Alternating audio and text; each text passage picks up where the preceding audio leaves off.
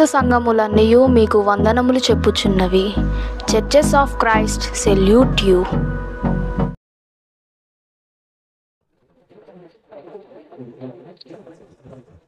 కూడి వచ్చిన దేవుని పిల్లలైన మీ అందరికీ కూడా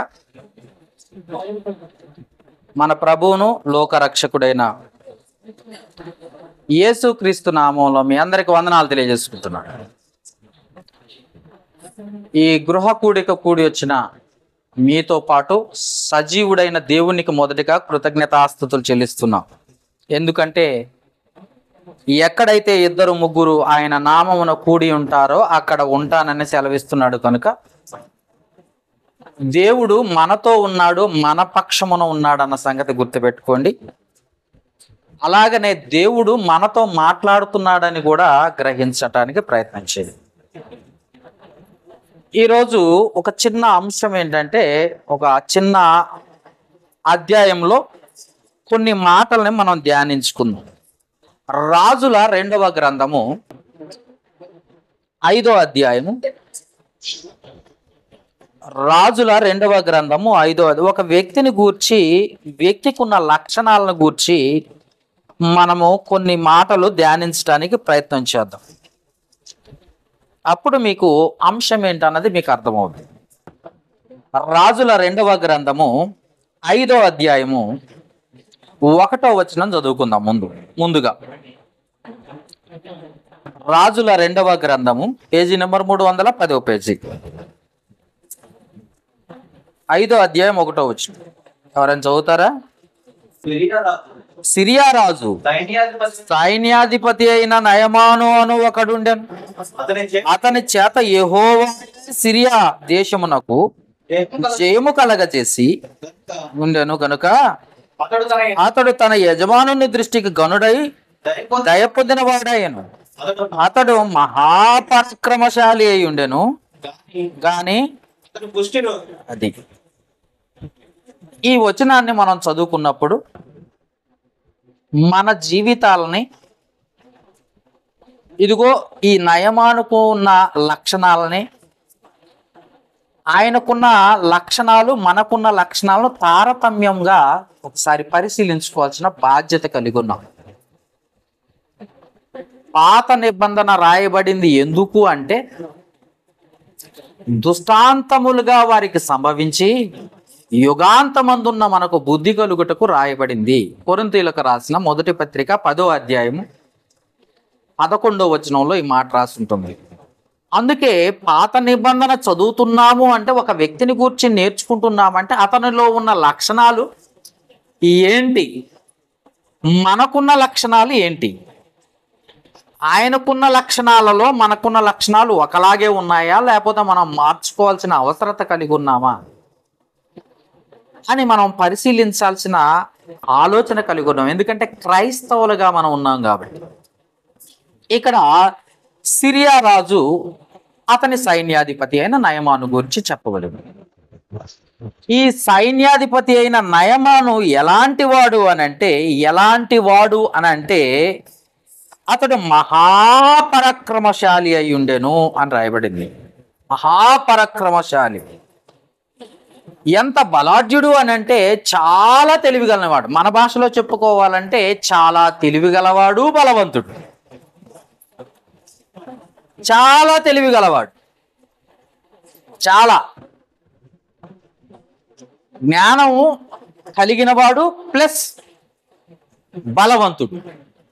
ఎంత బలవంతుడు అని ప్రశ్న అడిగితే, అతడు ఇతర రాజ్యాలపైన లేదా శత్రు రాజ్యాలపైన యుద్ధానికి వెళ్తే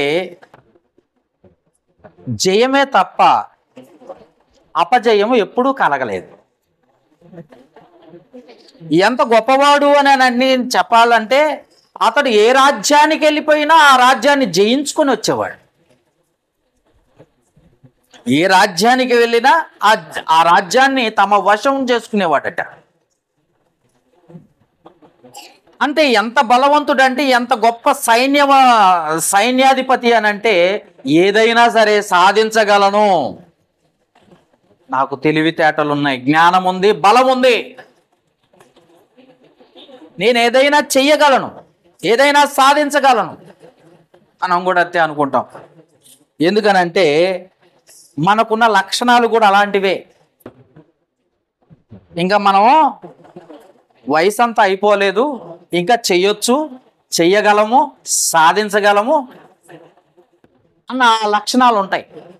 అవసరమైతే ఎక్కడికైనా దేనికైనా తెగించటానికి కూడా లక్షణాలు ఉంటాయి. తెగించటానికి కూడా లక్షణాలు ఉంటాయి. ఇతడు కూడా అంతే.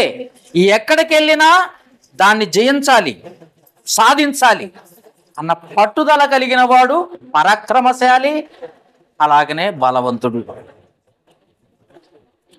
ఇతను ఎంత బలవంతుడో చెప్పాలంటే అతను ఆ బలం చేత గర్వం అనేది ఒకటి ఆయనకి నిలిచిపోయిందట. ఎందుకంటే మనిషికి 2-3 లక్షణాలు ఉంటాయి. ఆ 2 లక్షణాలు చెప్పాలంటే, గర్వం ఎప్పుడు వస్తుంది అని అంటే డబ్బుంటేనేమో గర్వం వస్తుందట, అర్థమైనా? లేదా బలం ఉంటేనేమో గర్వం వస్తుంది. నేను చెప్పట్లేదు, అది బైబిల్ చెప్తుంది యోబు గ్రంథంలో. డబ్బుంటేనేమో గర్వం వస్తుంది, లేదా బలం ఉంటేనేమో గర్వం వస్తుంది. మూడోది ఏంటయ్యా అంటే వెనక జనం ఉంటేనేమో గర్వం వస్తుంది. 3 భాగాలు గుర్తుపెట్టుకోండి. ఒకటేమో డబ్బు. డబ్బు ఉంటే ఏదైనా కొండ మీదన కోతిని దించగలను, ఏదైనా చెయ్యగలను, ఏదైనా కొనగలను, ఏదైనా సాధించగలను అన్నది ఒకటి ఉంటుంది. అర్థమైందా? బలం. బలం ఉందనుకో ఎదుటివాడిని లెక్క చెయ్యవు, గర్వం ఎక్కువైపోద్ది అనమాట. అవసరమైతే కొట్టడానికైనా, దూషించడానికైనా, లెక్క లేకుండా మాట్లాడటానికైనా, దేనికైనా ఇది బలం. దీనివల్ల కూడా గర్వం వస్తుంది. మూడోది వెనకున్న జనం, తన వెనకున్న బలగం, తన వెనకున్న సైన్యం, దీనివల్ల కూడా గర్వం వస్తుంది. ఈ మూడింటి వలన ఏమవుతుందంటే గర్వం ఎక్కువైపోతుంది. గర్వం ఎక్కువైపోతున్నప్పుడు ఏమవుతుందో తెలుసా? ఎదుటి మనిషిని చూడలేని పరిస్థితికి వస్తాడు. అవసరమైతే దేవుణ్ణి కూడా లెక్క చేయని పరిస్థితికి వస్తాడు. అదే నువ్వైనా నేనైనా, బాగా గుర్తుపెట్టుకోండి. మీరొక్కలే కాదు, నేనైనా అంతే. దానివల్ల ఏమవుతుందో తెలుసా? దేవుణ్ణి లెక్క చెయ్యని స్థితికి వెళ్ళిపోయాము అనంటే ఏం జరుగుతుందో తెలుసా? అహంకారం పెరిగిపోతుంటే ఏముంటుందో తెలుసా? నా వలనే ఏ రాజ్యాన్నైనా సాధించగలను, నేను బలవంతుణ్ణి, నేను సైన్యాధిపతిని, నేను సాధించగలను అన్న గర్వం వల్ల దేవునికి కోపం, దేవుణ్ణి జ్ఞాపకం చేసుకోకపోవటం వలన ఆ బలమైన, లేదా ఆ ధైర్యమైన, ఆ జయమైన దేవుని వలనే జరుగుతుంది. కానీ మర్చిపోతున్నారు, ఏది జరగాలన్నా దేవుని వలనే. ఆ దేవుని మర్చిపోవటం వలన ఏమవుతుందో తెలుసా? గర్వం. ఇప్పుడు చదువుతాం, చూడండి ఒకసారి. సిరియా రాజు సైన్యాధిపతి అయిన నయమాను అని ఒకడు ఉండెను. అతని చేత, చూడండి బాగా చదవండి బైబిల్, అతని చేత యెహోవాయే సిరియా దేశమునకు జయము కలుగజేసి, చూడండి మనిషి అనుకుంటున్నాడు ఎవ్వరు ఏం చెయ్యకపోయినా నేను చెయ్యగలను, నాకు అన్ని తెలివితేటలు ఉన్నాయి, నేను చదువుకున్నా, నాకు జ్ఞానం ఉంది, నాకు బైబిల్ ఉంది, లేకపోతే ఇంకొకటి ఉంది, నా దగ్గర డబ్బు ఉంది, నా వెనక బలగం ఉంది, నాకు బలం ఉంది. నువ్వేది ఉన్నా సరే నీ వెనక ఆ అన్నిటికీ కారణమైన దేవుణ్ణి మర్చిపోకూడదు. అర్థమైందండి? కారణమైన దేవుణ్ణి మర్చిపోతే ఏమవుతుందో తెలుసా? సమస్యలు వస్తాయి, కష్టాలు వస్తాయి, సమాధానం కోల్పోతారు, రోగాల పాలవుతారు. ఎందుకు? ఇవన్నీ కనపడని దేవుడు కలగజేస్తాడు. కనపడేవన్నీ నీ బలము, నీ ధైర్యము, నీ అహంకారం కనపడతాయి. కనపడనివి కలగజేసేదే దేవుడు. అర్థమైందండి? ఈ సిరియా సైన్యాధిపతి అయిన నయమానుకు ఇవన్నీ జయము, అన్ని రాజ్యాలపైన ఓడించి సామ్రాజ్యాన్ని చేజిక్కించుకుంటున్నాడంటే కారణం ఎవరు అంటే యెహోవాయే అతనికి జయము కలుగా చేసేను అన్న సంగతి మర్చిపోతున్నారు. యెహోవాయే నీ కుటుంబానికి తోడున్నాడు, కానీ నువ్వు మర్చిపోయావు. యెహోవాయే నిన్ను బ్రతికిస్తున్నాడు, ఆ సంగతి నువ్వు మర్చిపోతున్నావు. యెహోవాయే నీకు ఆరోగ్యాన్ని ఇస్తున్నాడు, ఆ సంగతి మర్చిపోతున్నావు. యెహోవాయే నిన్ను బ్రతికిస్తున్నాడు, ఆ సంగతి మర్చిపోతున్నావు. యెహోవాయే నిన్ను ఈ స్థితిలోనికి తీసుకొచ్చాడు, ఆ సంగతి మర్చిపోతున్నావు. మనుషులు ఏమైపోతారు తెలుసా? నేను చెప్తున్నా అదే. నాకు ఒక పెద్ద ఆయన చెప్పాడు, నీవు చేసిన మేలు మరిచిపో, నీకు ఎవరైనా మేలు చేస్తే గుర్తుంచుకో అన్నాడు. ఏమన్నాడండి? అని అర్థమైందా? నువ్వెవరికైనా మేలు చేస్తే మర్చిపో, నీకెవరైనా మేలు చేస్తే గుర్తుపెట్టుకో. మేలు చేసిన దేవుణ్ణి గుర్తుపెట్టుకోవాలా, మర్చిపోవాలా? ఏం చేయాలి? గుర్తుపెట్టుకోవాలండి. ఏంటి సైలెంట్ అయిపోయారు? వాక్యం అర్థం కావట్లేదా? ఫ్యాన్ గాలికి నిద్ర వస్తుందా? ఎవరైనా నీకు మేలు చేస్తే జ్ఞాపకం చేసుకోవాలి, నువ్వు ఎవరికైనా మేలు చేస్తే మరిచిపోవాలి. నీకు ఎవరైనా మేలు చేశారనుకో, నువ్వు ఖచ్చితంగా గుర్తుపెట్టుకోవాల్సిన బాధ్యత కలిగి ఉన్నావంట. అది దేవుడు. నీకు మేలు చేసేది ఎవరు? ఉదయం నుండి సాయంత్రం వరకు, పడుకునే వరకు నీకు ఆరోగ్యాన్ని ఇచ్చి, ఆయుష్నిచ్చి, నీ కుటుంబాన్ని ఇచ్చి, కుటుంబ కాపుదలను అనుగ్రహించి, నిన్ను రెక్కల చాటున భద్రపరుచుకొని, ఏ ఆపద, ఏ అనారోగ్యం, ఏ స్థితిగతులు రానివ్వకుండా ప్రతిదినము, ప్రతి క్షణము నీ కాపుదల్లో నిన్ను కాపుతున్నాడు, కాపాడుతున్నాడు అంటడా. యెహోవాయే నా కాపరి, నాకు లేమి కలగదు, దావీదు గారు చెప్పారు. అంటే నువ్వు కాపాడబడుతున్నావు అంటే ఎవరు? యెహోవాయే. నువ్వు సాధించావు అంటే కారణం యెహోవాయే. నువ్వు పాస్ అయ్యావు, ఇప్పుడు ఎగ్జామ్ జరుగుతుంది కదా అండి, నువ్వు పాస్ అయ్యావు అంటే కారణం ఎవరు? నీ తెలివితేటలు అనుకుంటున్నావు, నా జ్ఞానం అండి, నేను చదువుకున్నానండి. నువ్వు జ్ఞానాన్ని మర్చిపోయే స్థితికి దిగదార్చేవాడు కూడా దేవుడే. ఎందుకంటే జ్ఞాపక శక్తి యెహోవా ఇవ్వాలి. నువ్వెంత చదివినా జ్ఞాపక శక్తి యెహోవా ఇవ్వాలి. నువ్వు ఒక ఉద్యోగం సంపాదించాలన్నా దేవుడే. నువ్వు ఏ స్థితిలో ఉన్నా దేవుడే. కానీ నయమాను గారు ఏం చేశారో తెలుసా? దేవుని మర్చిపోయి అహంకారం ఎక్కువైపోయింది. దేవుణ్ణి మర్చిపోయి అహంకారం ఎక్కువైపోయింది. ఎక్కువైపోయేసరికి ఏమైపోయింది? దేవుణ్ణే మర్చిపోయే స్థితికి వచ్చాడు. దేవుణ్ణే మర్చిపోయే స్థితికి వచ్చాడంటే మరి దేవుని కోపం వచ్చిందా రాదా? దేవుణ్ణే మర్చిపోయే స్థితికి వచ్చాడంటే దేవునికి కోపం వస్తుందా రాదా అంటే ఖచ్చితంగా వస్తుంది. నీ పుట్టుకకు కారణం ఆయనే, నీ బ్రతుకుకు కారణం ఆయనే, నీ ఆయుష్కు కారణం ఆయనే, అన్నిటికీ కారణం ఆయనే. ఆయనే నిన్ను బ్రతికిస్తుంటే ఆయన్నే నువ్వు మర్చిపోతే ఆయనకి ఎంత కోపం వస్తుందో చూడండి ఒకసారి. అందుకే ఒకసారి ఒక వాక్యం చెప్పారు, నీకు దిక్కెవరు అన్న వాక్యం చెప్పారు. యూట్యూబ్లో ఉంది, మన యూట్యూబ్లో. నీకు దిక్కెవరు? నానా, లేకపోతే అమ్మానా, లేకపోతే నీ పిల్లలా? ఎవరు నీకు దిక్కు? నువ్వు బ్రతకటానికి దిక్కు దేవుడు. నిన్ను బ్రతికించే దిక్కు దేవుడు. అలాంటి దేవుణ్ణే మర్చిపోతే దేవునికి కోపం వచ్చిందంట. కోపం వస్తే ఏం జరిగిందో కూడా రాసిందో చూద్దాం ఇప్పుడు. చదువుదాం మళ్ళీ ఆ మాట. సిరియా రాజు సైన్యాధిపతి అయిన నయమాను అని ఒకడుండెను. అతని చేత యెహోవాయే సిరియా దేశమునకు జయము కలగజేసి ఉండెను. గనుక అతడు తన యజమానుని దృష్టికి, సిరియా రాజు దృష్టికి, యజమానుడు అనేసరికి దేవుడు కాదు అక్కడ, సిరియా రాజు దృష్టికి గనుడై దయ పొందిన వాడాయను. ఎవరు దయ పొందాలి? మనుషుల దయ పొందాలా, దేవుని దయ పొందాలా?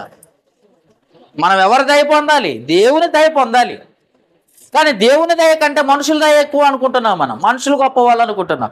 మనుషులే గొప్ప అనుకుంటున్నాం. మనుషుని ఆశ్రయించట కంటే యెహోవాను ఆశ్రయించటే మేలు.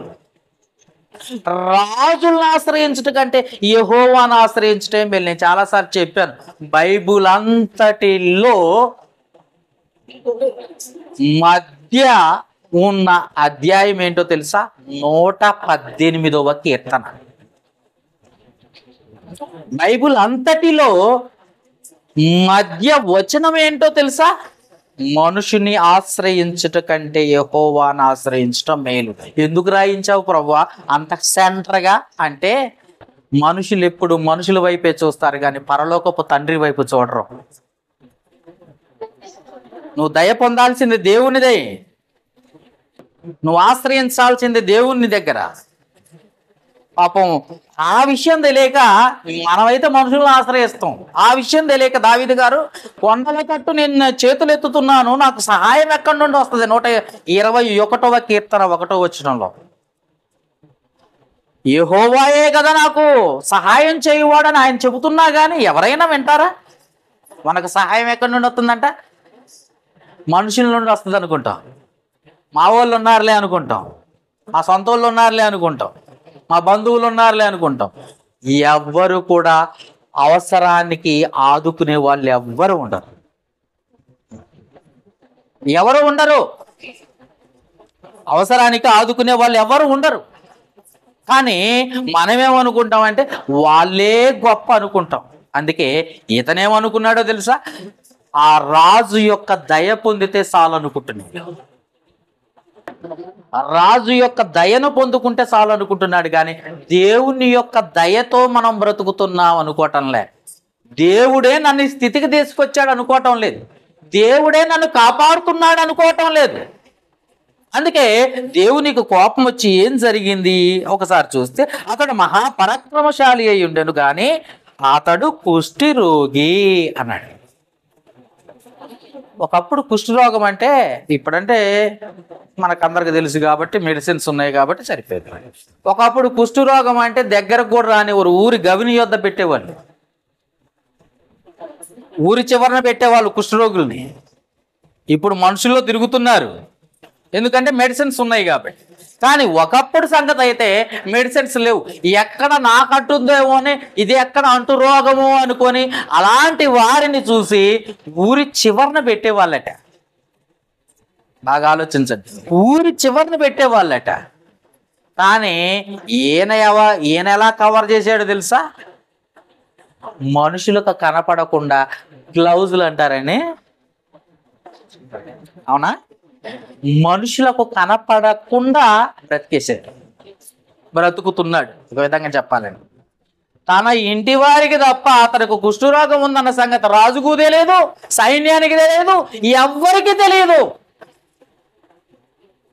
తన ఇంటిలో ఉన్న వారికి, తన భార్యకి, తన వాళ్ళకి తప్ప ఎవ్వరికి తెలియకుండా మేనేజ్ చేస్తున్నాడు. మేనేజ్ చేస్తే సరిపోతుందా? పాపం బయటపడదా అండి? రోగం బయటపడదా? పాపం బయటపడదా? దేవుడు కదా నీకు ఇచ్చింది ఆ కుష్ఠరోగం. అసలు దేవుణ్ణే నువ్వు మర్చిపోయావు కాబట్టి, దేవుణ్ణే నువ్వు విడిచిపెట్టావు కాబట్టి నీకు ఈ కష్టానికి కారణం దేవుడు. అర్థమైందండి? ఈ కష్టానికి కారణం దేవుడు, ఈ కష్టాన్ని ఇచ్చినవాడు దేవుడు. ఈ కష్టానికి కారణమైన దేవుడు ఎందుకు ఇచ్చాడు దేవుడు? నువ్వు దేవుని మర్చిపోయి నువ్వే గొప్పవాడు అనుకున్నావు. నీ అంతటా నువ్వే గొప్పవాడు అనుకున్నావు. దేవుడు కారణం అన్న సంగతి మర్చిపోయావు. అందుకే దేవుడే కలగజేశాడు కుష్ఠరోగాన్ని. ఈ కుష్ఠరోగాన్ని మనుషులకు కనపడకుండా కవర్ చేసేస్తున్నాడు. కవర్ చేసి ఎంతకాలం బ్రతుకుతావు? కవర్ చేసి కాపాడకుండా, కనపడకుండా కవర్ చేసి ఎంతకాలం బ్రతుకుతాం? అది రోగమైనా సరే, ఇంకొకటైనా సరే ఎంతకాలం బ్రతుకుతాం? మాస్క్ వేసుకుని ఎంతకాలం బ్రతుకుతాం? ఒకసారి చెప్పండి. మాస్క్ వేసుకొని ఆనాటి కాలంలో ఏమన్నా కరోనా టైంలో పొద్దాక మాస్క్ వేసుకుని చికాకు పుట్టేది, మీకు తెలుసు కదా. ఎంతకాలం బతుకుతాం? కానీ కవర్ చేస్తున్నాడు ఎవరిని? మనుషులకు కనపడకుండా. మనుషులకు కనపడకుండా కవర్ చేస్తున్నాడు, కానీ దేవుడికి బాగా కనపడుతుంది. నువ్వేంటో, నీ క్రియలేంటో, నీ లక్షణాలేంటో, నీ హృదయం ఎలా ఉందో, నువ్వు ఎవరిని ఆశ్రయిస్తున్నావో, ఎవరి కొరకు బ్రతుకుతున్నావో, ఎవరి కొరకు బ్రతకాలి కూడా తెలిసి కూడా నిర్లక్ష్యం చేస్తున్నావో అది కూడా చూస్తున్నాడు దేవుడు. చాలాసార్లు తప్పు చేసి కూడా చెయ్యలేదు అని అనే ఏమంటారండి, మాస్క్ వేసుకునే మనుషులు ఉన్నారు ఈరోజు. నేను చేయలేదండి, అబద్ధం ఆడేవారు. దానికోసం ఇంకా ఒక తప్పు చేసి దాన్ని కప్పిపుచ్చుకోవడానికి మరొక తప్పు చేసే వాళ్ళు కూడా ఉన్నారు. నిజమండి, ఒక తప్పు చేసి ఆ తప్పును కప్పిపుచ్చుకోవడానికి ఇంకో తప్పు చేసి, అది కప్పిపుచ్చుకోవడానికి ఇంకో తప్పు చేసి, ఇలాగ తప్పు మీద తప్పు, పాపం మీద పాపం చేసుకుంటూ పోయే వాళ్ళు ఎక్కువైపోయారు. కానీ దేవునికి అది నచ్చిద్దా అంటే, సామెతల గ్రంథము 28వ అధ్యాయం 13వ వచనంలో ఏమంటాడో తెలుసా దేవుడు? ఏదో ఒక్కసారి చదువుతారా? సామెతల గ్రంథము 28వ అధ్యాయం 13వ వచనం. అతిక్రమములను దాచిపెట్టుకుని వాడు ఎప్పటికీ వర్ధిల్లడు. వాటిని ఒప్పుకొని విడిచిపెట్టువాడు కనికరాన్ని పొందుతాడు. అది సంగతి. నువ్వు ఈ నయమాను ఈ కుష్ఠరోగం కనపడకుండా ఎన్ని రోజులు కప్పిపుచ్చాడో తెలుసా? చాలా కాలం కప్పిపుచ్చాడు. అయినా కానీ ఇంకెంత కాలం కప్పిపుచ్చుతాడు? ఈ పాపం కనపడకుండా, ఈ ఆలోచనలు కనపడకుండా దేవుడు హృదయాల్లో చూస్తున్నాడు, హృదయ అంతరంగంలో చూస్తున్నాడు.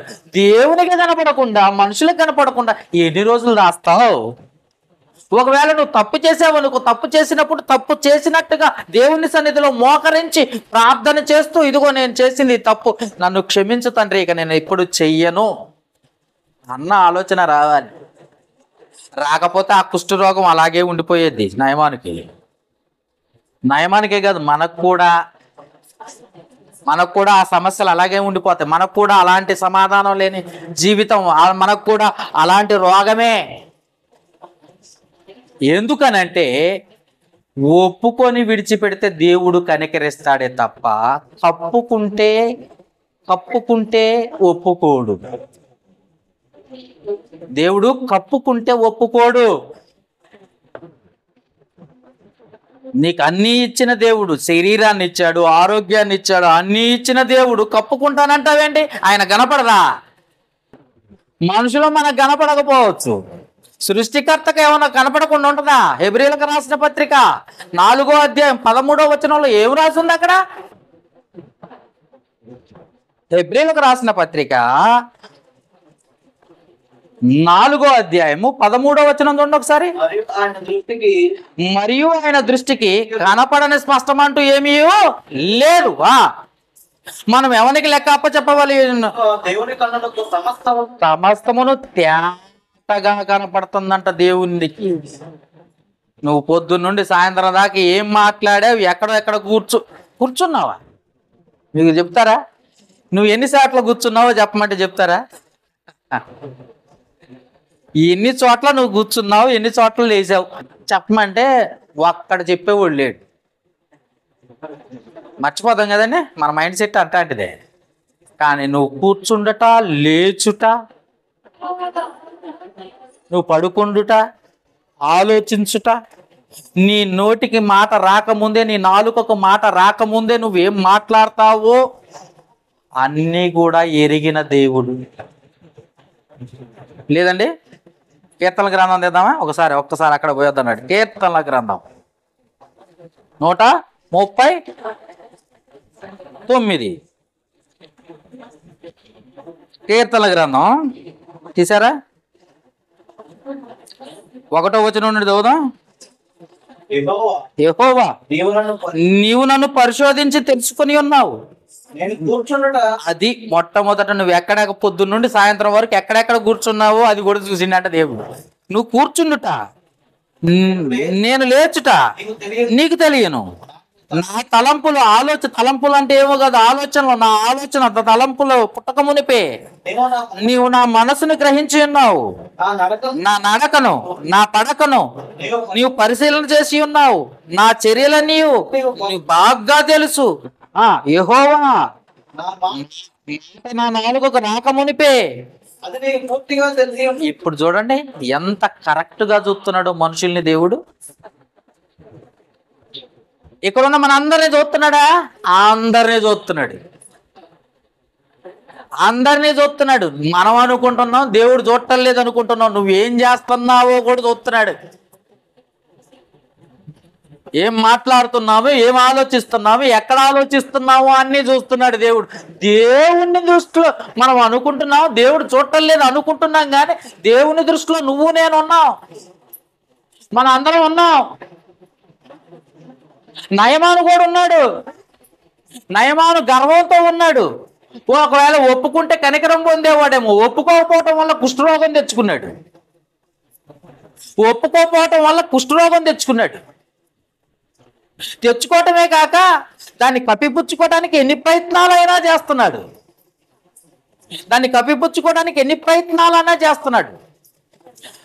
కానీ ఒప్పుకొని విడిచిపెడితే గొప్పగా ఉంటుంది, కానీ తప్పుకుంటే ఎక్కువ అవుతుంది.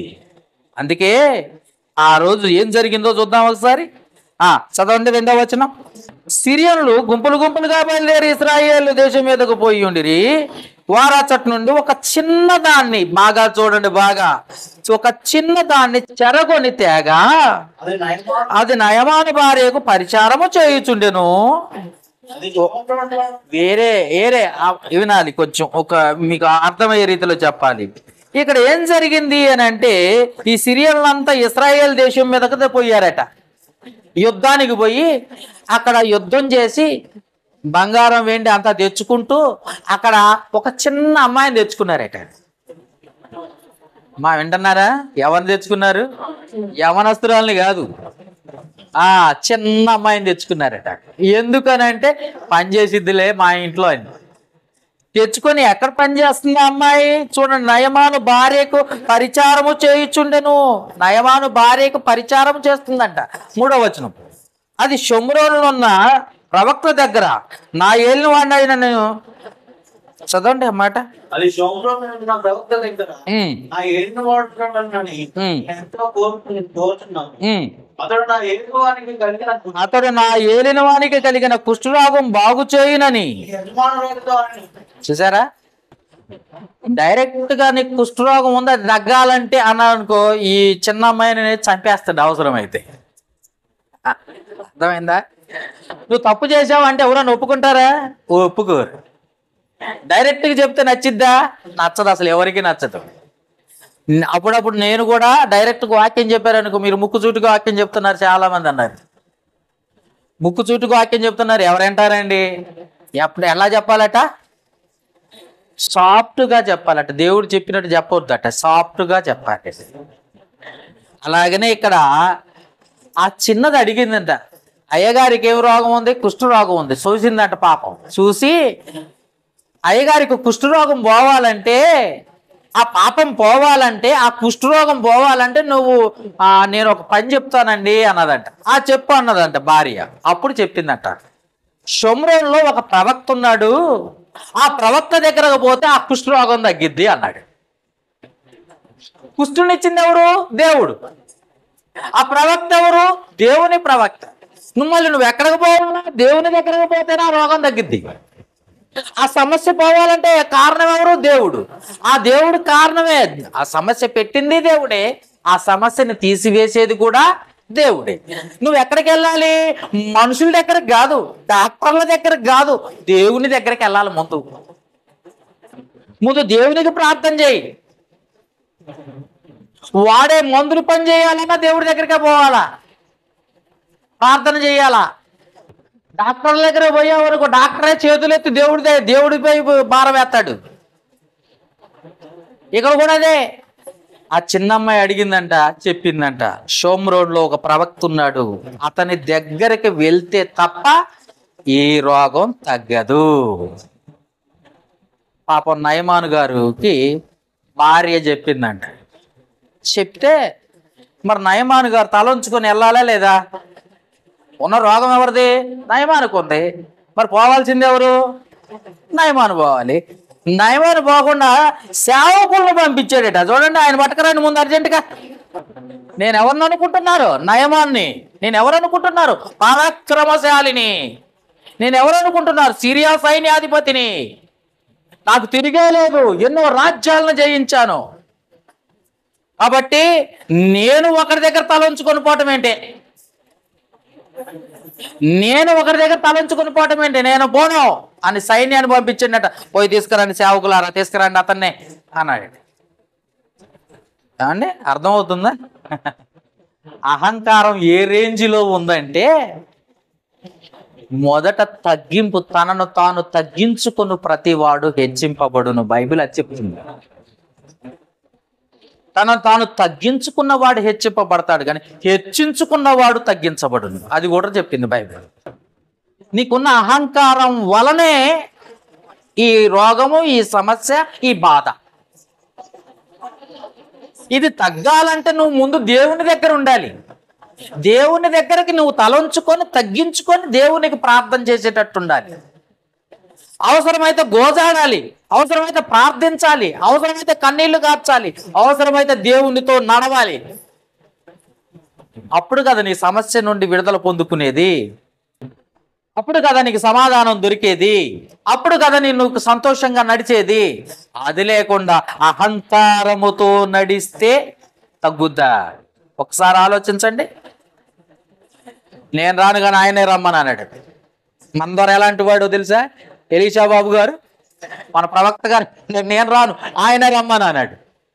అప్పుడు ఆయన దగ్గరికి వెళ్ళిపోయాడట. ఏం జరిగిందో చూడండి 8వ వచనం నుండి. ఇశ్రాయేలు వారు తన వస్త్రమును చింపుకొనిన సంగతి దైవజనుడైన ఎలీషాకు వినపడినప్పుడు, అసలు నీ వస్త్రమును నీవెందుకు చింపుకొంటివి? ఇశ్రాయేలులో ప్రవక్త ఉన్నాడని అతనికి తెలియబడినట్లు అతను నా యుద్ధకు రానించు. ఎవరట? ఆయనే నా దగ్గర రమ్మంటండి. చూసారా అహంకారం? చూసారా? ఆయనే నా దగ్గర. నీకు కదమ్మా జబ్బు, నీకు కదమ్మా సమస్య, నీకు కదమ్మా సమాధానం లేకపోవటం, నీకు కదా సమస్యలు ఉన్నాయి, నీ కుటుంబానికి కదా సంతోషం లేనిది. నువ్వు పోవాలమ్మా దేవుని దగ్గరికి, నువ్వు రావాలమ్మా ఆదివారం చర్చికి. ఆదివారం నువ్వు రావాలి దేవుని దగ్గరికి. దేవుని నీ ఇంటికి పిలుచుకోవటం కాదు, నీ చేతుల్లోకి తీసుకోవటం కాదు, దేవుని చేతుల్లోకి నువ్వు వెళ్ళాలి. ఆదివారం వస్తే నువ్వు ఇంటికాడ ఉండి దేవుడు నా దగ్గరకు వస్తాడులే, నా ప్రార్థన వింటాడులే అంటే దేవుడు ఎప్పుడు రాడు. వతడా? సమస్య పెరిగిద్దా తగ్గిద్దా? యాకోబు రాసిన పత్రిక చదవండి ఒకసారి, 4వ అధ్యాయం 7వ వచనం. యాకోబు రాసిన పత్రిక 4వ అధ్యాయం 8వ వచనం చదువుతాం ముందు. యాకోబు రాసిన పత్రిక 4వ అధ్యాయం 8వ వచనం. దేవుని యొద్దకు రండి. దేవుని యొద్దకు రండి. ఎవరి దగ్గరికి రావాలి? దేవుని యొద్దకు నువ్వు రావాలి. నీకున్న సమస్య పోవాలంటే, నీకున్న అనారోగ్యం పోవాలంటే ముందు దేవుని యొద్దకు రావాలి. నేను ఇంటికాడ ఉంటా, దేవుడు నా దగ్గరకు వస్తే, నా దగ్గరకు వస్తాడని, నా చేతుల్లోకి వస్తాడు, నేను చెప్పినట్టు వింటాడు అనుకుంటున్నారు చాలా మంది. ప్రార్థన చేస్తే నాకు జవాబు దొరికిద్ది అనుకుంటున్నారు. ముందు నువ్వు ఆదివారం చర్చికి రావాలి. ఆదివారం పనికి పోవటం కాదు. ఆదివారం పనికి పోయావు అనుకో, ఉన్న రోగాలని నిన్నే చుట్టుముడతాయి. ఎందుకంటే నయమాను చూడు, కుష్ఠరోగం వచ్చి తిరుగుతున్నాడు. అక్కడ బైబుల్లో ఏముంది? కుష్ఠరోగం వచ్చింది. నీకు రాదా? నువ్వు దేవుని మర్చిపోయావు. ఆదివారం నాడు ఎక్కడ ఉండాలి? నువ్వు క్రైస్తవుడిగా, క్రైస్తవురాలిగా దేవుని సన్నిధిలో ఉండాలి. నువ్వు దేవుని బిడ్డవేనా? దేవుని బిడ్డవని చెప్పుకొని బతుకుతున్నావా? అబద్ధం ఆడుతూ మాస్క్ వేసుకొని, వేషం వేసుకొని బతుకుతున్నావా? క్రైస్తవుడు అని నువ్వు క్రైస్తవుడు అని వేషం వేసుకొని బ్రతికితే నువ్వు లోకంలో కలిసిపో. దేవుని బిడ్డవని చెప్పుకుంటుంటే నువ్వు దేవుని దగ్గర ఉండాలి. ఆదివారం వస్తే పని దగ్గర ఉన్నావంటే నువ్వు ఎంత దొంగవో తెలుసా? దేవుని ఎంత మోసం చేస్తున్నావు. పైగా నువ్వు దేవుని చేతుల్లో తీసుకుందాం అనుకుంటున్నావు. నీ చేతుల్లోకి వస్తాడు ఆయన చేతుల్లోకి నువ్వు వెళ్ళాలా? జీవం గల దేవుని చేతుల్లో పడుట భయంకరం అని ఎందుకు రాశాడో తెలుసా? హెబ్రీయులకు రాసిన పత్రికలో, ఆయన చేతుల్లో పడితే మటాషే, మొత్తం పోవటమే. అందుకే జ్ఞాపకం చేసుకోండి, రాజు నేను పెద్దవాడిని, గర్విష్ఠిని, నాకు అంత ఉంది, నాకు ఎంత ఉందని చెప్పేసి ప్రవక్తను రమ్మంటున్నాడట. రమ్మంటే ఏం జరిగిందో తెలుసా? చదవండి ఆ మాట తర్వాత. రాజుల 2వ గ్రంథం 5వ అధ్యాయం నయమాను 9వ వచనం. నయమాను గుర్రములతోనూ రథములతోనూ వచ్చి ఎలీషా ఇంటి ద్వారం ముందర నిలిచి ఉండగా, ఎలీషా నీవు నా దగ్గరకు రావట్లేదు. ఎలీషా దగ్గర గుర్రాలు రథాలు వేసుకొని వచ్చిందంటే, నాకున్న బలగం చూడు, నా సైన్యాన్ని చూడు, నన్ను చూడు, నాకున్న శక్తి చూడు అనుకొని ప్రవక్త దగ్గరకు వచ్చి నుంచున్నాడట. వాళ్ళ ద్వారం దగ్గర అంటే ఇంటి గడప దగ్గర నుంచున్నాడట. నుంచుంటే అమ్మంటనే అన్నాడట ప్రవక్త, ఏయ్ నువ్వు నా దగ్గరకు రావాల్సిన పని లేదు, నువ్వు ఎక్కడికి వెళ్ళాలి? యోర్దాను నదికి వెళ్ళి ముందు, అక్కడికి వెళ్ళి 7 సార్లు మునుగు అన్నాడట. అర్థమైందండి? తగ్గించుకొని నేను ఏడదాకా వస్తే, పైగా నన్ను ఏడదాకా ఎందుకు వచ్చినావు, పోయి ఎక్కడ మునగమంటాడు? నదిలో మునగమంటాడు. నదిలో మునగమంటున్నావు ఏంటి, నేను అక్కడ దాకా ఎందుకు పోవాలి? దారిలో చాలా నదులు ఉన్నాయి కదా అంటాడు. చూడండి మళ్ళీ ఆ మాట ఏమంటున్నాడు చూడండి. 10వ వచనం. ఎలీషా నీవు యోర్దాను నదికి పోయి 7 మార్లు స్నానం చేయము, నీ ఒళ్ళు మరలా బాగై నీవు శుద్ధుడవుతుందని అతనితో చెప్పుట ఒక దూతతో, ఒక మనిషితో, ఒక దాసునితో చెప్పి పంపినంట. 11వ వచనం. అందుకు నయమాను ఏంటి అన్నాడట. వెంటనే కోపం వచ్చింది. కోపం వచ్చి ఏమన్నాడు? కోపం తెచ్చుకుని తిరిగిపోయి ఎట్లా నేను అతను నా యొద్దకు వచ్చి నిలిచి తన దేవుడైన యెహోవా నామమును బట్టి తన చెయ్యి రోగముగా ఉన్న స్థలం మీద వాడించి కుష్ఠరోగం మాన్పిమని నేను అనుకుంటుని. నేనేమనుకున్నానంటే అతను వచ్చి నా మీద చెయ్యి పెట్టి ప్రార్థన చేస్తే తగ్గిపోద్ది అనుకున్నాను, కానీ అసలు ఎవరి నెత్తి మీద ప్రార్థన చెయ్యి పెట్టి ప్రార్థన చేసినా తగ్గదు. నీ విశ్వాసం నిన్ను కాపాడాలి. అర్థమైందమ్మా? పెద్ద పాస్టర్ గారు హైదరాబాద్ నుండి దిగిండి అనగానే నెత్తి మీద చేయి పెట్టి ప్రార్థన చేయండి అయ్యగారని తలకాయ వంచకూడదు. ఎవరి మీద కూడా నా హస్త నిక్షేపణ చేయకూడదని చెప్తాడు బైబిల్. ఎందుకనంటే వాడు ఎన్ని పాపాలు చేసి అక్కడ పోయి నీకు చూస్తున్నావా పెడుతున్నావా, పైకి పెద్ద పాస్టరే కానీ వాడి మనసులో ఎన్ని కుట్రలు ఉన్నాయి, ఎన్ని పాపాలు ఉన్నాయి, ఎంత అసూయపడుతున్నాడు, ఎవరిని ద్వేషిస్తున్నాడు, ఎన్ని దేవునికి వ్యతిరేకమైన క్రియలు జరిగిస్తున్నాడు నువ్వు చూడటం లేదు. అందుకనే ఎవరిని మీద అంటే చెయ్యి పెట్టి ప్రార్థన చేయించుకోవద్దు అంటున్నాడు. నయమాన్ ఏమన్నాడు? నువ్వు వచ్చి నా నెత్తి మీద చెయ్యి పెట్టి ప్రార్థన చేస్తావేమో అనుకున్నా, కానీ చెయ్యి ఆడెత్తావేమో అనుకున్నా, రోగం తగ్గిద్దేమో అనుకున్నా. వెంటనే కోపం వచ్చేసింది మా నయమాన్ గారికి. నువ్వు వెళ్ళి యోర్దాను నదిలో 7 సార్లు మునుగు అనేసరికి నేనేమనుకున్నాను, నెత్తి మీద చెయ్యి పెట్టి ప్రార్థన చేస్తావు అనుకున్నా. నువ్వేంటి నీళ్ళని మునగమంటున్నావు? ఎవరు అనుకున్నావు నన్ను?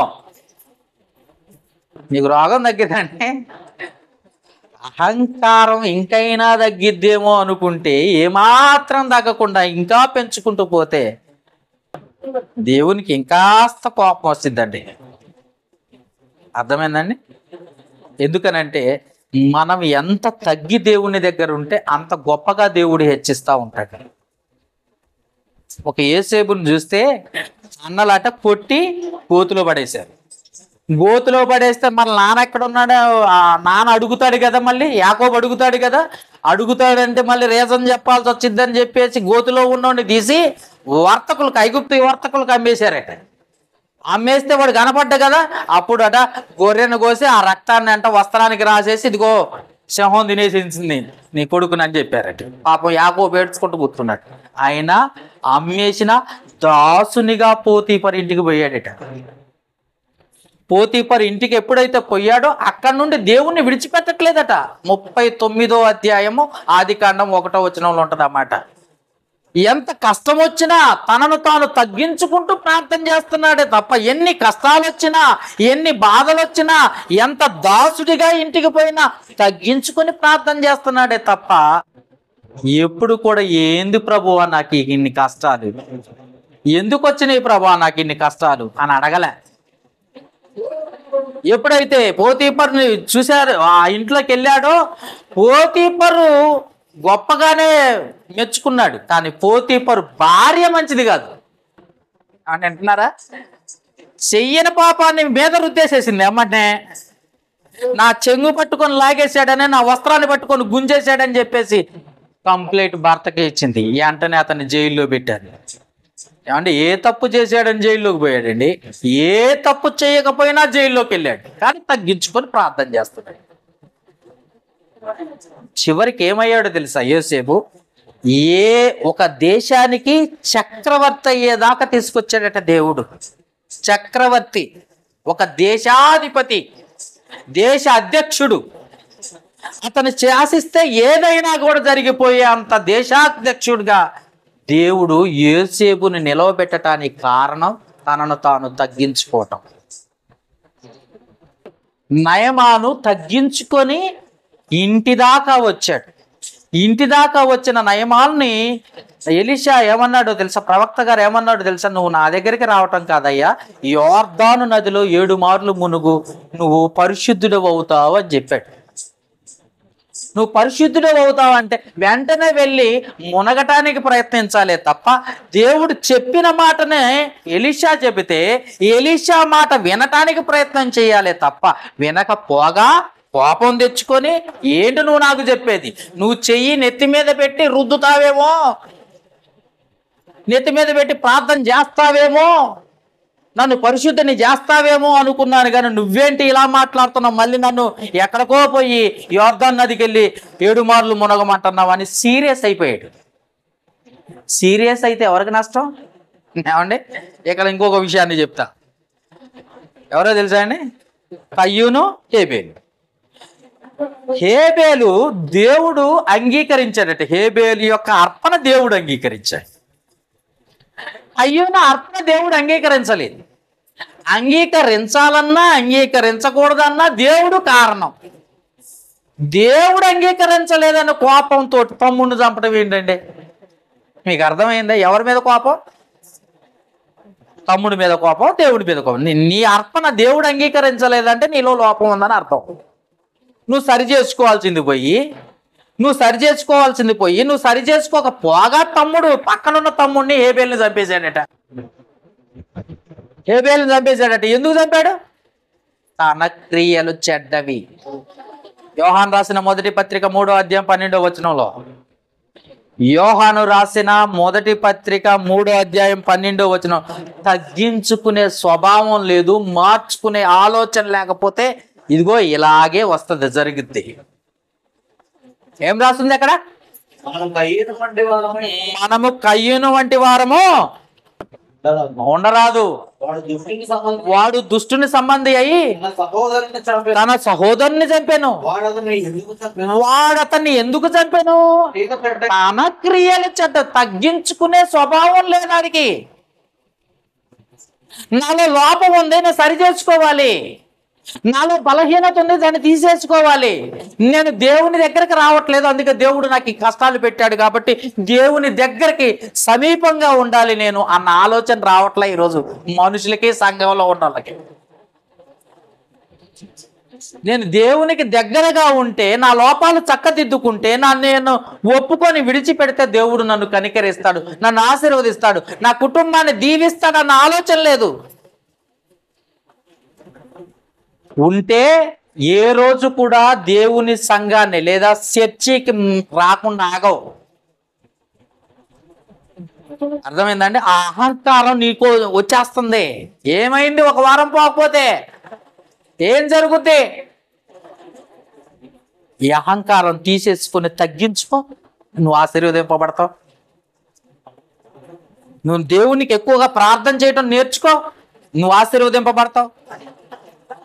ఒకటి, బైబిల్ చదివితే దేవుడు నీతో మాట్లాడతాడు, ప్రార్థన చేస్తే దేవుడితో నువ్వు మాట్లాడతావు. అది మర్చిపోయావు. నువ్వు ప్రార్థన చేయడమే మర్చిపోయావు. నీ జీవితంలో ప్రార్థనే లేదు, ఇంకా ఆశీర్వాదం ఎక్కడొస్తుంది? ప్రార్థనే లేకపోతే ఆశీర్వాదం ఎక్కడి నుండి వస్తుంది? ఒకసారి ఆలోచించండి. దేవుడు నీతో మాట్లాడాలంటే నువ్వు బైబిల్ చదవాలి. దేవుడితో నువ్వు మాట్లాడాలంటే ప్రార్థన చేయాలి. దేవుడితో నువ్వు మాట్లాడాలనంటే నీకున్న సమస్యలు చెప్పుకోవాలి తండ్రికి. అది వదిలిపెట్టేసావు నువ్వు. అందుకే తగ్గింపు లేదు నీలో. అందుకే కోపం వచ్చేసింది పాపము. అయ్యగారికి కోపం వచ్చిందంట. అప్పుడు ఏం జరిగిందో చూడండి 11వ వచనంలో. అందుకు నయమాను కోపం తెచ్చుకొని తిరిగిపోయి ఎట్లా నేను అతడు నా యొద్దకు వచ్చి నిలిచి తన దేవుడైన యెహోవా నామమును బట్టి తన చెయ్యి రోగముగా ఉన్న స్థలం మీద ఆడించి కుష్టి రోగమును మాన్పునని నేను అనుకుంటుని. ఇతను ఏమంటున్నాడో తెలుసా? ఎక్కడో ఉన్న యోర్దాను నదికి వెళ్ళి నన్ను మునగమంటాడో. నేను ఎందుకు మునుగుతా? నా ఇష్టం. పైగా నా ఇష్టం అంటమే కాదు, ఏమంటున్నాడు చూడండి ఒకసారి 12వ వచనంలో. దమస్కు నదులైన అబానాయును సర్పాను ఇజ్రాయేల్ దేశంలో నదులన్నిటికంటే శ్రేష్టమైన నది ఏమన్నా? అక్కడ పోయి నేనేమన్నా మునగాల? ఏమన్నా చూసారా అహంకారం ఎలా ఉందో? నేను అక్కడికి పోయి మునిగితే తగ్గిద్దా? అక్కడికి పోయి మునిగితేనే తగ్గిద్ది. నువ్వు చర్చికి వస్తేనే తగ్గిద్ది. నీవు చర్చిలో ఉంటేనే నీ సమస్యలు పోతాయి. నువ్వు దేవునికి దగ్గరగా ఉంటేనే నీ కుటుంబానికి సమాధానం దొరుకుతుంది. అది లేదండి సంఘంలో. అందుకే నయమాను జీవితం క్రైస్తవుల జీవితం ఒకే రీతిగా ఉంది. ఒకప్పుడు నయమాను ఏ స్థితిలో ఉన్నాడో, ఎలాంటి లక్షణాలు ఉన్నాయో, ఈ రోజు కూడా క్రైస్తవుల్లో కూడా అలాంటి లక్షణాలే ఉన్నాయి. అహంకారము తగ్గట్లేదు, దేవునికి లోబట్టం లేదు, దేవుడిచ్చాడన్న సంగతి కూడా మర్చిపోయే పరిస్థితికి వచ్చేసారు. చివరికి ఏం జరిగిందట చదవండి, కంటిన్యూ చేయండి 13వ వచనం. అయితే అతని దాసుల్లో ఒకడిని వచ్చి నాయన గొప్ప కార్యం చేయమని నియమించిన యెడల నువ్వు చేయకుందువా? నువ్వు ఏదన్నా గొప్ప కార్యం చెయ్యి అంటే చెయ్యవా? పోయి స్నానం చేయమనేగా చెప్పింది నీకు. నీకే పెద్ద పని చెప్పాడా? ఆ ప్రవక్త ఏమన్నా పెద్ద పని చెప్పాడా? సంఘానికే రమ్మన్నాడుగమ్మా, దేవుని దగ్గరికి రమ్మని చెప్పాడు కదమ్మా. ప్రార్థన చేయమనే కదా చెప్పాడు, తగ్గించుకోమనే చెప్పాడు, దేవుడు నిన్ను హెచ్చిస్తాడని చెప్పాడు, దేవుడు నిన్ను ఆశీర్వదిస్తాడనే కదా చెప్పింది. నువ్వెందుకు అలా అంటున్నావు? ఏదైనా గొప్ప కార్యం చేయమంటే చేయవా? నేను చేయమన్నది ఏంటి? స్నానమే కదా చేయమంది. ఆ నదిలో స్నానం చేస్తే నీకే కదా తగ్గిద్ది, నీకే కదా ఆ కుష్ఠరోగం పోతాయి, నీకే కదా పాపాలు పోతాయి, నీలో ఉన్న లోపాలు పోతాయి, నీలో ఉన్న బలహీనతలు పోతాయి, నీకున్న సమస్యలు పోతాయి. వెళ్ళి స్నానం చేయొచ్చు కదయ్యా అని దాసుడు వచ్చి చెప్పాడట. చెప్తే ఏం జరిగిందట చదవండి 13వ వచనం. అయితే అతని దాసుల్లో ఒకడు వచ్చిన ఆయన ఆ ప్రవక్త ఏదైనా గొప్ప కార్యం చేయమని నియమించిన ఎడల నువ్వు చేయకుందువా? అయితే స్నానం చేసి శుద్ధుడు కమ్మని మాటే కదా నీకు చెప్పింది, ఆ ఒక్క మాటే కదా నీకు చెప్పింది. దేవునికి దగ్గరగా ఉండమ్మా, నీకు ఆయుష్ ఆరోగ్యం ఉంటది. దేవునికి దగ్గరగా ఉండయ్యా, నీకు సమాధానం ఉంటది. దేవునికి దగ్గరగా ఉండయ్యా, నీకు సంతోషం ఉంటది. దేవుడు నిన్ను ఆశీర్వదిస్తాడు. ఈ ఒక్క మాటేగా నీకు చెప్పింది అని అనగానే అప్పుడు ఆలోచించాడట. చూడగా ఏమంటున్నాడు? అతడు పోయి దైవజనుడు చెప్పినట్లు యోర్దాను నదిలో 7 మార్లు మునగగా అతని దేహము పసిపిల్లవాని దేహం వలె అతడు శుద్ధుడాయను. చూసారా? ఎప్పుడైతే తనను తాను తగ్గించుకున్న అతని దాసుల్లో ఒకడు వచ్చి చెప్పాడో అప్పుడు అనిపించిందంట, తనను తాను తగ్గించుకుంటే, ఈ ఒక్క మాట వింటే, ఈ ఒక్క మాట దేవునికి లోపడితే దేవుడు నన్ను ఆశీర్వదిస్తాడు అన్న ఆలోచన వచ్చేసింది. ఈరోజు క్రైస్తవుల్లో ఆ ఆలోచన లేదు. క్రైస్తవుల్లో ఆ ఆలోచన లేదు. దేవుడు దీవిస్తాడు, దేవుడు ఆశీర్వదిస్తాడు, దేవుడికి నమ్మకంగా ఉంటే సమాధానం కలగజేస్తాడన్న ఆలోచన లేదు ఈరోజు చాలా మంది. దేవుణ్ణి నమ్మావా? నమ్మానండి. ఏది నీ విశ్వాసం? విశ్వాసం ఏది? ప్రార్థన చేస్తున్నావా? ఎన్నిసార్లు చేస్తున్నావు? దావీదు 7 సార్లు ప్రార్థన చేశాడు, దానియేలు 3 మారు ప్రార్థన చేశాడు. మరి నువ్వెన్నిసార్లు ప్రార్థన చేస్తున్నావు? ఒక్కసారైనా ప్రార్థన చెయ్యాలన్న ఆలోచన వస్తుందా? నయమాను కుష్ఠరోగాన్ని తగ్గించుకున్నాడు, దేవుని దగ్గర తగ్గించుకున్నాడు కాబట్టే కుష్ఠరోగం తగ్గింది. నువ్వు కూడా తగ్గించుకుంటేనే ఆశీర్వదింపబడతావు. నువ్వు కూడా మోకరిస్తేనే దేవుడు నిన్ను జ్ఞాపకం చేసుకుంటాడు. మోకరించను, నా ఇష్టం అన్నావు అనుకో, కష్టాలు కొని తెచ్చుకుంటున్నావని అర్థం. అందుకే అప్పుడట ఎప్పుడైతే శుద్ధుడైపోయి తనను తాను తగ్గించుకొని దేవుని శక్తిని తెలుసుకున్నాడో, తెలుసుకున్న వెంటనే ఏం జరిగిందో తెలుసా? 15వ వచనం చదవండి. 15వ వచనం. అప్పుడు అతడు దాని తన పరివారముతో కూడా దైవజనుని దగ్గరకు తిరిగి వచ్చి అతని ముందర నిలిచి చిత్తగించుము. ఇప్పటిదాకా చిత్తగించమల్లా సీరియస్ అయ్యిండు నయమాను, ఇప్పటిదాకా సీరియస్ అయిపోయిండు. ఇప్పుడు అంటున్నాడు చిత్తగించు. చెప్పండి, మీరు చెప్పినట్టు వింటాను చెప్పండి అంటున్నాడు. అహంకారం పోయిందా? నయమానికి పోయింది. మరి క్రైస్తవుల్లో పోదు. మరి దేవుని దగ్గరగా ఉండి తగ్గించుకుంటే అన్నీ పోతాయి. అందుకే చిత్తగించుము. ఏమంటున్నాడు? ఇశ్రాయేలు దేవుడు తప్ప లోకమంతటి యందును మన యొక్క దేవుడు లేడని నేను ఎరుగుదును. యుద్ధము బహుమానము తీసుకోవాలని అతనితో చెప్పగా ఎలీషా నేను ఎవని సన్నిధిన నేను నిలబడి ఉన్నాను, ఇశ్రాయేలీయుల దేవుడైన ఆ యెహోవా జీవముతోడు నేనేమీ తీసుకోను.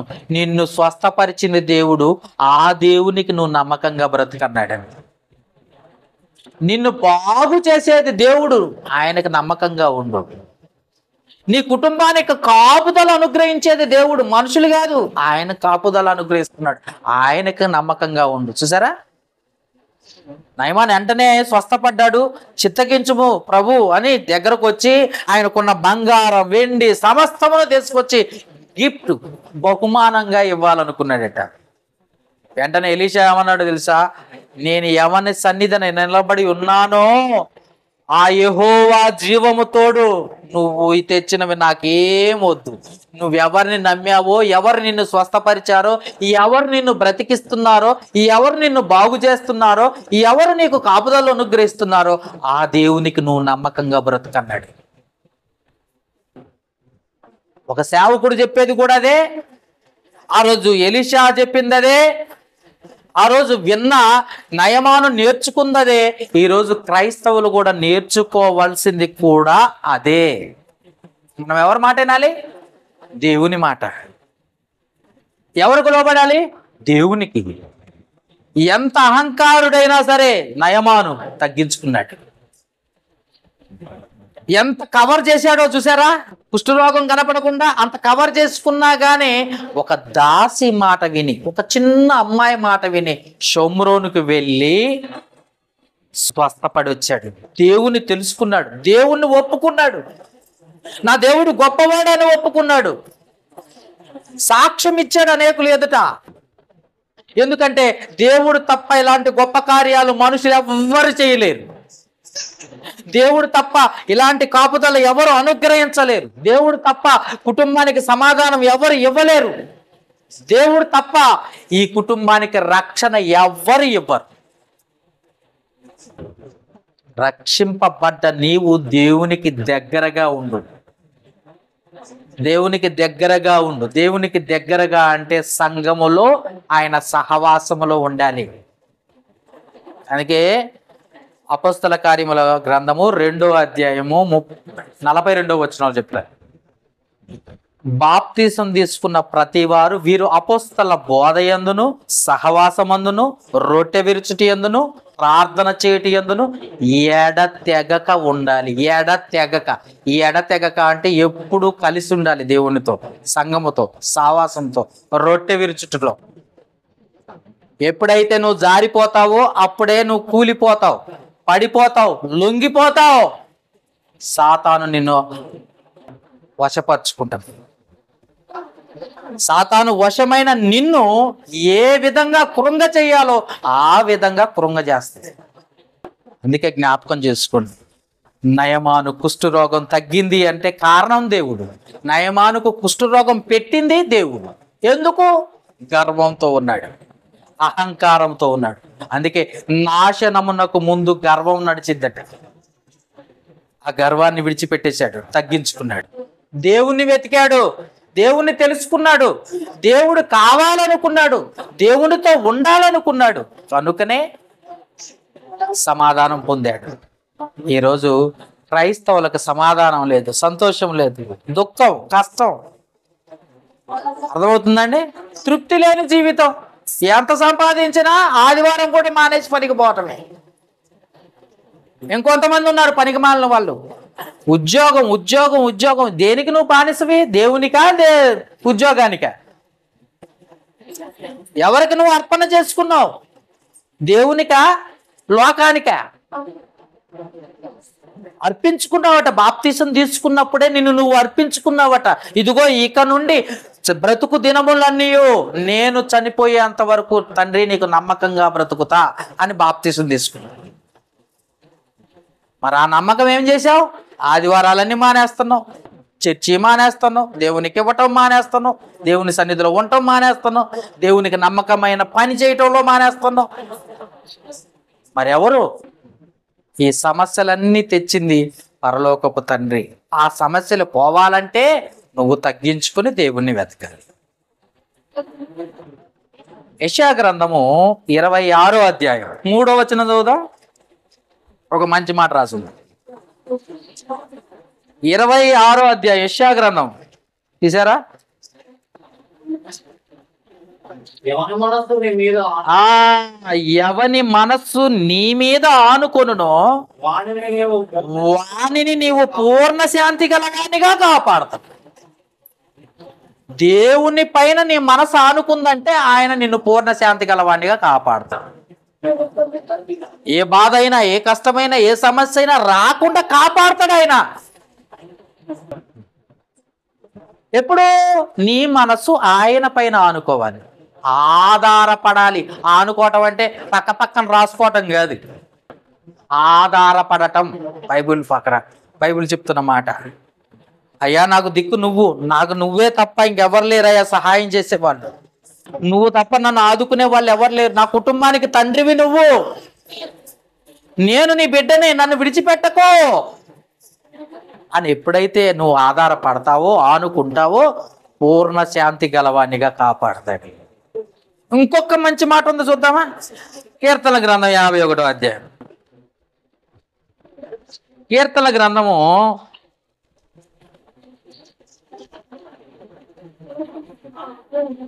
50వ అధ్యాయము 15వ వచనం. 50వ అధ్యాయం 15వ వచనం. ఆపత్కాలమున, జాగ్రత్తగా వినాలి, ఆపత్కాలమున నీవు నన్ను గూర్చి మొరపెట్టుము, నేను నిన్ను విడిపించదను, నీవు నన్ను మహిమపరిచెదవు. చూసావా?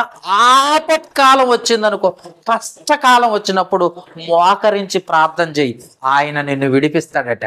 ఎంత గొప్ప మాటలండి! ఎంత గొప్పగా నీకు సాక్ష్యం ఇస్తున్నాడు చూడు. దేవుడు ఎంత దగ్గరగా ఉన్నాడో చూడు. నయమాల్లోకి మారిపోయావా? మారవాయా? నీ క్రియలే మారలేదాయా? నీ ఉద్దేశాలు మారలేదాయా? నయమాన్ అంటే ఒక అన్యుడు. సిరియా దేశం అంటే ఏంటనుకుంటావు? అన్య దేశం. అన్యుడు మారాడు కానీ నువ్వు మారలేదు. ఇంకా క్రైస్తవురాలిగా బాప్తిసం తీసుకొని, క్రైస్తవుడిగా బాప్తిసం తీసుకోండి, నువ్వు మారలేదుగా. ఆపద కాలంలో నువ్వు నన్ను గూర్చి మొరపెట్టు, నేనున్నానని గుర్తు చేసుకో. కష్టం వచ్చినప్పుడు నన్ను జ్ఞాపకం చేసుకో. నీకు సహాయమే చేస్తాను తప్ప నీకు కీడు చెయ్యనంటండి. ఎంత గొప్ప దేవుడు! నువ్వు నా పైన ఆధారపడు, నీ హృదయాన్ని పూర్ణ శాంతి గలవానిగా కాపాడుతా నేనంటున్నాడు. అర్థమైందండి? ఎంత గొప్పగా దేవుడు ఆలోచించినా నీ మనసులో దేవునికి చిన్న స్థానం ఇస్తున్నావు. ఎప్పుడు చూసి మహాకాశములు పట్టజాలని దేవుడు నీ గురించి ఆలోచిస్తే దేవునికి నీ హృదయంలో చోటు ఎంత ఉందో తెలుసా? లెక్కలేదు. ఒక ఆదివారం గుర్తొస్తే పోతావు చర్చికి, లేకపోతే పోవు. ఇదా? ఏమన్నా ఆలోచిస్తున్నారా? దేవుడు ఎంత గొప్పవాడు, నువ్వెక్కడ? నువ్వెంత దేవుని ముందు? అది కూడా చదువుతారా? చదవండి, తీయండి. నువ్వెంతో రాసిండు. నువ్వెంత దేవుని ముందు, నువ్వెంత చూద్దాం ఒకసారి. యోబు గ్రంథం 10వ అధ్యాయం.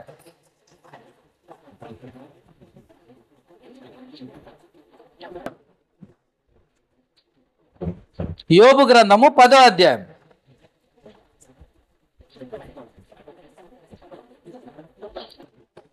7వ వచనం నుండి చదువుదామా?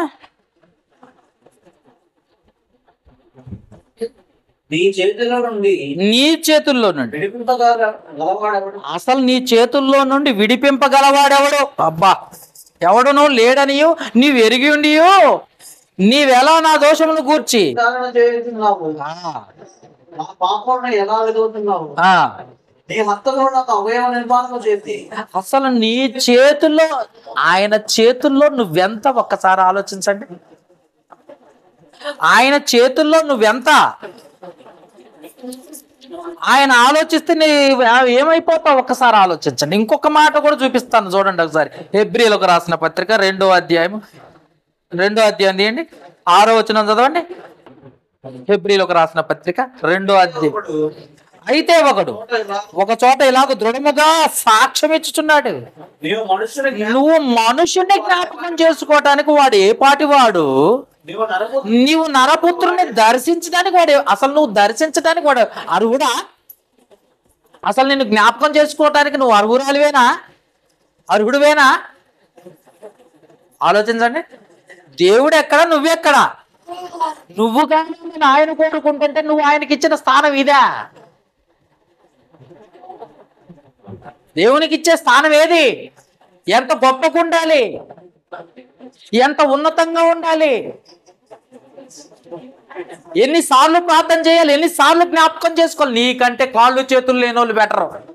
పొద్దున్నుండి సాయంత్రం దాకా, తండ్రి నాకెందుకు ఈ స్థితి ఇచ్చావు, నాకెందుకు ఈ కాళ్ళు లేకుండా చేసావు, నాకెందుకు ఈ చూపు లేకుండా చేసావు, నాకెందుకు ఈ చేతులు లేకుండా చేసావు అని ప్రతి క్షణం జ్ఞాపకం చేసుకుంటారు.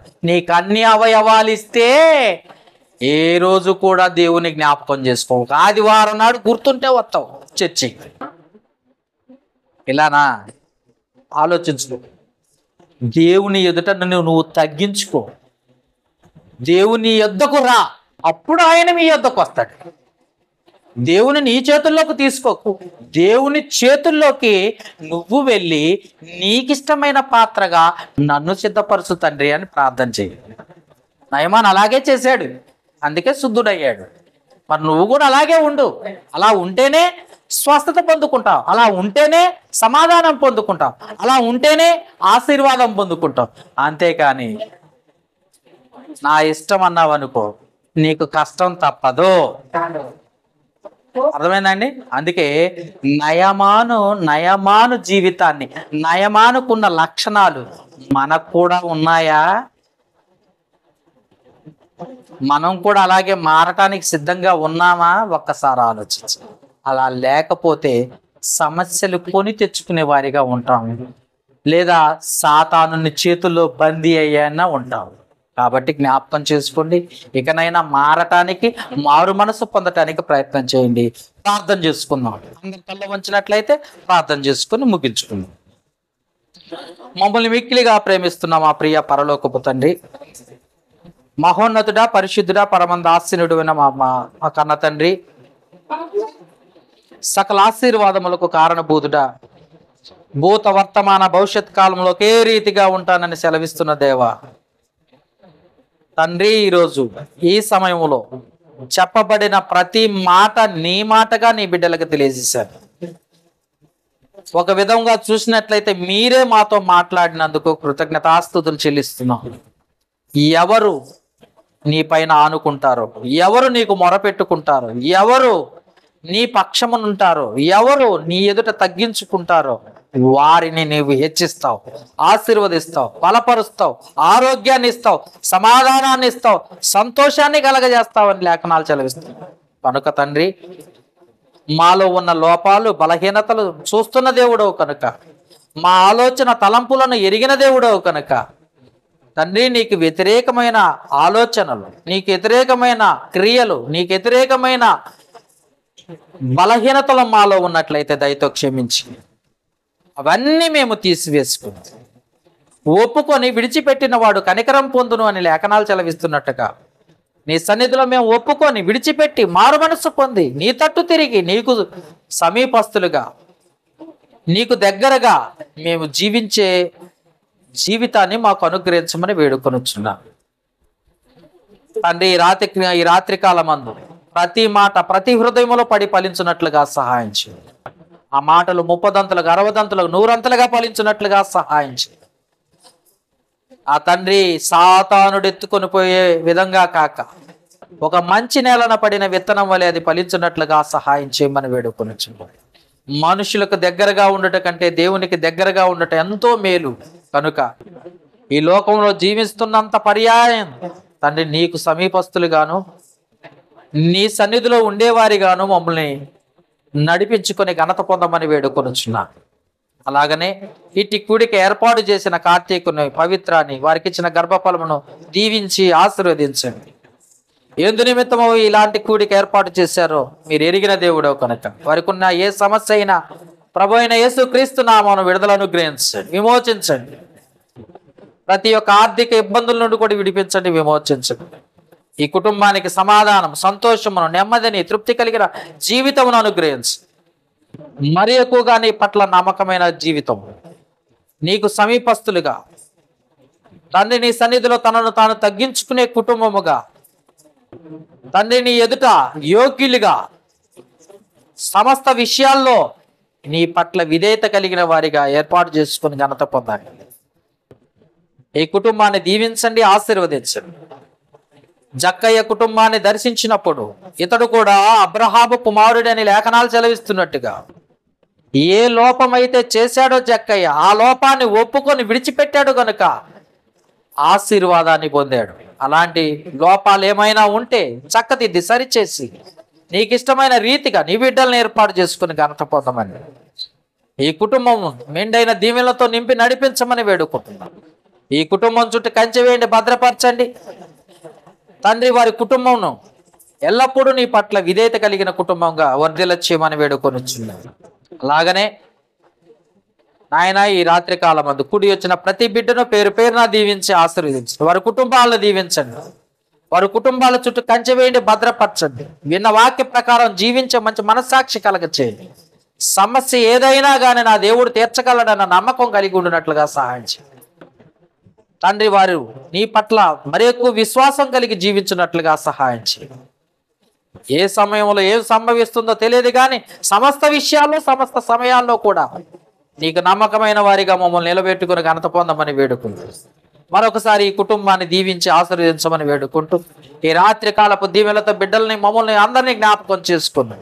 సురక్షితంగా మా గృహాలకు వెళ్ళినట్లుగా సహాయం చేయమని దీవించి ఆశీర్వదించమని వేడుకుంటూ ఈ మనవులు మా ప్రభువును లోకరక్షకుడు క్రీస్తు యేసు నామమున అడిగి వేడుకొనుచున్నాము మా పరమ తండ్రి. ఆమేన్.